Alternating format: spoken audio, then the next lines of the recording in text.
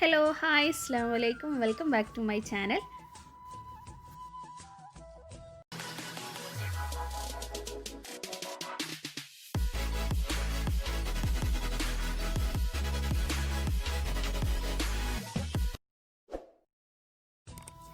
ഇന്ന് ഞാൻ നിങ്ങൾക്ക് ഷെയർ ചെയ്യുന്നത് അച്ചിങ്ങ പയർ മെഴുക്ക് പുരട്ടിയുടെ റെസിപ്പിയാണ്. അപ്പോൾ ഒരു മിക്സിയുടെ ജാർ എടുത്തിട്ട് അതിലോട്ട് 4 വറ്റൽമുളക്, ഒരു പച്ചമുളക്, 3 അല്ലി വെളുത്തുള്ളിയും കുറച്ച് ചെറിയ ഉള്ളിയും കൂടി ചേർത്തിട്ട് ഒന്ന് ചതച്ചെടുത്തിട്ടുണ്ട്.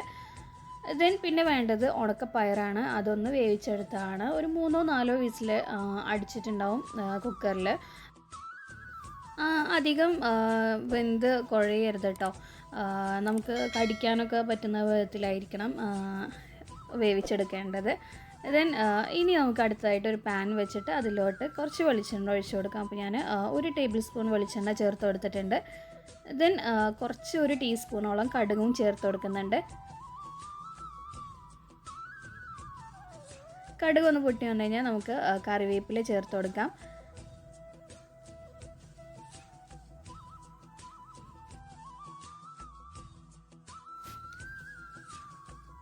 ഇപ്പോൾ ഞാൻ കറിവേപ്പിലയും കൂടി ചേർത്ത് കൊടുത്തിട്ടുണ്ട്. ഇനി അടുത്തതായിട്ട് ചേർത്ത് കൊടുക്കാനുള്ളത് നമ്മൾ നേരത്തെ തയ്യാറാക്കി വെച്ചിട്ടുള്ള ആ ഒരു മിക്സാണ്. വെളുത്തുള്ളി, അതുപോലെ തന്നെ ചുവന്നുള്ളിയും പച്ചമുളകും ഉണക്കമുളകും കൂടിയിട്ട് ഒന്ന് ചതച്ചെടുത്ത ആ മിക്സ് നമുക്കിതിലോട്ട് ചേർത്ത് കൊടുക്കാം.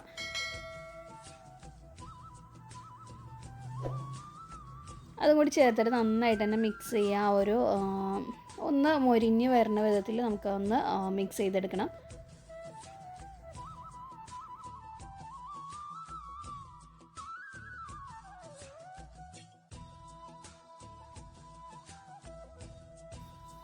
കരിഞ്ഞു പോരുത് കേട്ടോ. നന്നായിട്ട് തന്നെ മിക്സ് ചെയ്തുകൊണ്ടേ ഇരിക്കണം. ഒരു 2 മിനിറ്റൊക്കെ ഒന്ന് അങ്ങനെ മിക്സ് ചെയ്ത് കൊടുത്താൽ മതിയാവും. അപ്പോൾ തന്നെ അത് റെഡി ആയിക്കോളും.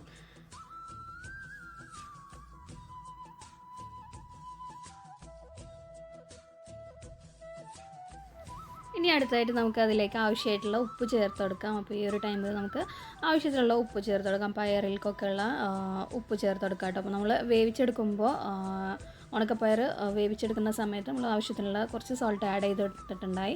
അപ്പോൾ നമുക്ക് ഈ ഒരു പയറിലേക്ക് ആവശ്യമായിട്ടുള്ള ഉപ്പ് മാത്രം ചേർത്ത് കൊടുത്താൽ മതിയാവും.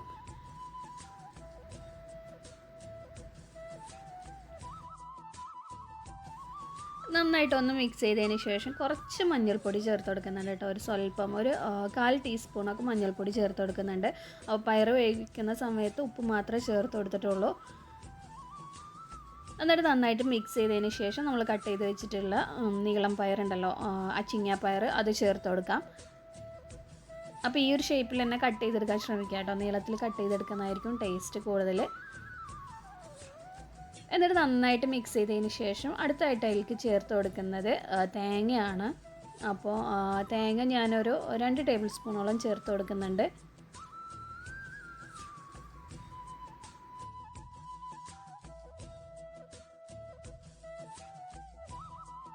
തേങ്ങ ചേർത്തതിന് ശേഷം നമുക്ക് നന്നായിട്ട് തന്നെ മിക്സ് ചെയ്ത് കൊടുക്കാം. എന്നിട്ട് അടച്ചു വെക്കേണ്ട ആവശ്യമില്ല കേട്ടോ. അടച്ചു വെച്ച് കഴിഞ്ഞാൽ അതിൻ്റെ ആ ഒരു പയറിൻ്റെ ഗ്രീൻ കളറ് നഷ്ടപ്പെട്ടു പോകും.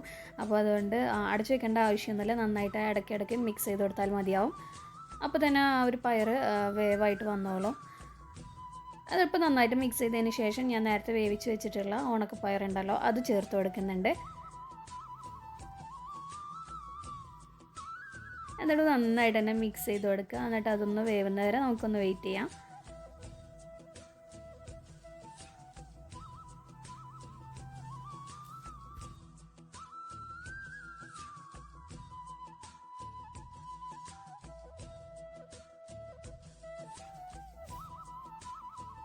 ഇടയ്ക്കിടയ്ക്കായിട്ട് ഒന്ന് മിക്സ് ചെയ്ത് കൊടുത്തു കഴിഞ്ഞാൽ തന്നെ നമുക്കത് വേവായിട്ട് വന്നോളും. അപ്പോൾ അധികം വെന്ത് ഉടഞ്ഞു പോയരുത് കേട്ടോ.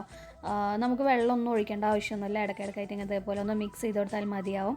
അപ്പോൾ ഇതുപോലെ തോരനൊന്നും മെഴുക്ക് പുരട്ടി ഉണ്ടാക്കാത്തവർ ഇതുപോലെ ഒന്ന് ചെയ്ത് നോക്കുക. നാൾക്ക് എന്തായാലും ഇഷ്ടപ്പെടും. നല്ല ടേസ്റ്റി ആയിട്ടുള്ള ഒരു മെഴുക്ക് പുരട്ടിയാണ്. അപ്പോൾ സാധാരണ നമ്മൾ ഉണ്ടാക്കാറുള്ളത് അച്ചിങ്ങാപ്പയർ മാത്രമൊക്കെ ആയിട്ട് അതുപോലെ ഉണ്ടാക്കാറുള്ളത്. അപ്പോൾ ഇതുപോലെ ഒന്ന് ട്രൈ ചെയ്ത് നോക്കുക. ഇപ്പോൾ തോരൻ ഇവിടെ റെഡി ആയിട്ടുണ്ട്. അപ്പോൾ എല്ലാവരും ഒന്ന് ട്രൈ ചെയ്ത് നോക്കിയിട്ട് ഫീഡ്ബാക്ക്സ് അറിയിക്കുക. അപ്പോൾ ഈ ഓണത്തിന് ഇതുപോലെ ഒന്ന് ട്രൈ ചെയ്ത് നോക്കാം കേട്ടോ. ഇനി നമുക്കൊരു പ്ലേറ്റിലോട്ട് ഒന്ന് സെർവ് ചെയ്യാം.